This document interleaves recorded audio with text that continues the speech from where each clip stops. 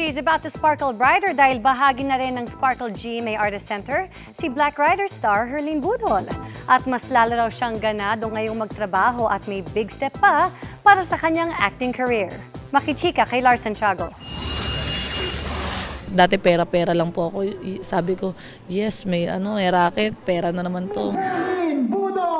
Kung noon, source of income lang ang pag-aartista para kay Black Rider star Herlene Budol. Ngayon, excited po ako, hindi lang dahil sa pera.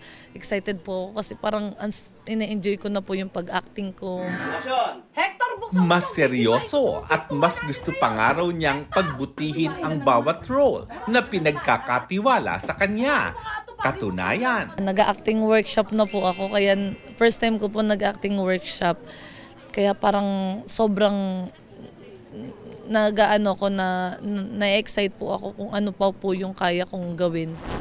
sa kanyang pagpirma ng kontrata sa Sparkle GMA Artist Center, damang-dama raw ni Herlene ang pagkakaroon ng bagong pamilya. Feeling ko po safe na po ako kasi may bahay na po ako talaga na feeling ko dumami po yung magulang ko.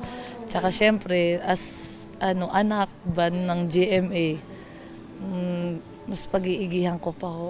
Nanguna sa contract signing, sina GMA Senior Vice President, Attorney Annette Gozon Valdez, at Sparkle Vice President, Joy Romina Marcelo. Nakakatuwa siya panoorin eh. Parang enjoy na enjoy ako pag nakikita ko siya sa mga soap opera, pag nakikita ko siya nag-host. So, talagang refreshing siya in a way sa paningin ko and sa paningin ng mga viewers. So, I'm sure malayong-malayo pa yung mararating ni Herlene. Sa ngayon, abala si Herlene sa GMA Action Prime series na Black Rider, kung saan kasama rin niya ang dating manager at ngayon ay advisor na si Wilbert Tolentino. Nako, Tito Lars, sobrang galing niya. Wide shot, tight shot, safety shot.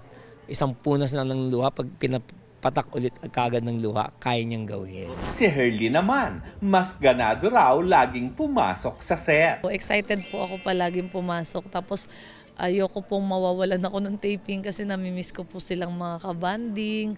Ayan, tsaka ayun po yung pahinga ko, yung pagtatrabaho po. Lars Santiago, updated sa showbiz happening.